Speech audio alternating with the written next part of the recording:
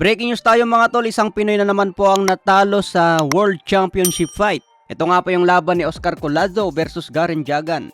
Dedepensahan ni Oscar Collazo ang kanyang WBO minimum weight belt. Challenger naman ang ating kababayan na si Garen Jagan. Matapos nga po ang round 6, matapos makaupo at magpahinga si Garen Jagan, umayaw na po sa kanyang corner, hindi na po nagpatuloy sa round 7. Base kasi sa naging laban niya mga tol, sobrang solid na yung tumatama sa kanya. So hindi man lang siya makaganti ng power punches, talagang domina ang pinakita ni Oscar Collazo. Kaya walang nagawa ang ating kababayan po kundi umayaw na lang sa corner. So may bagong kartada nga po si Oscar Collazo na 8 wins, walang talo. Si Garen Jagan naman may bagong kartada na 10 wins, 5 KOs, may 4 na talo. Marami po ngayon ang nagsasabi na dapat ang kalaban daw ni Collazo itong si Mil Fajardo. So kailangan bumaba ng timbang si Mil Fajardo sa minimum weight para labanan itong si Oscar Collazo. Pero sa ngayon mga tol, medyo malayo pa sa ranking si Mil Fajardo. So sayang lang mga tol dahil isang Pinoy na naman sana ang maging world champion. Pero nasayang ang pagkakataon na yon dahil umayaw po siya sa corner. Napakasarap pa naman maging world champion mga tol dahil ang next fight mo niyan siguradong malaki na ang kikitain. So nandyan ka na sa world stage, pagkakataon mo na, nabigyan ka na ng malaking oportunidad.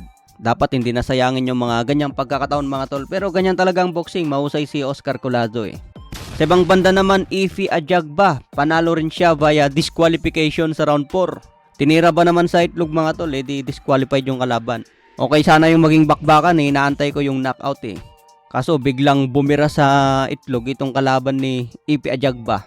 Kaya napunta tuloy sa disqualification, panalo si Ify Ajagba. So konting recap lang tayo mga tol sa mga panalo ngayong araw. Panalo po si Alexandre Usyk via knockout sa round 9. Nadepensahan niya ang kanyang titulo at inamon agad si Tyson Fury. Charlie Suarez panalo rin via unanimous decision, unang laban niya sa Amerika. Kaya umangat na rin sa ranking itong si Charlie Suarez matapos ang panalo. Sana makita natin si Charlie Suarez na mapalaban sa champion.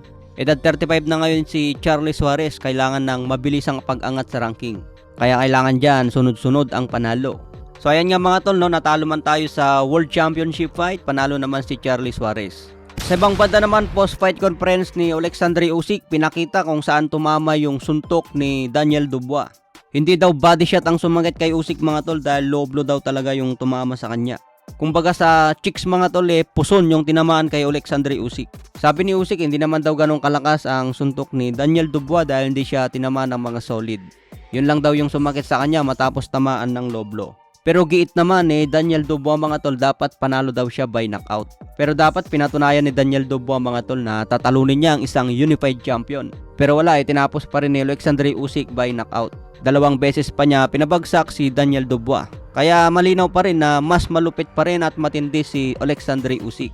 Kailangan kasi kapag talunin mo ang champion, kailangan ipakita mo sa mga fans na mas better fighter ka. Pero sa bandang huli na naig pa rin si Alexandre Usyk. So hanggang dito na lang muna tayo sa ngayon mga tol. Maraming salamat po.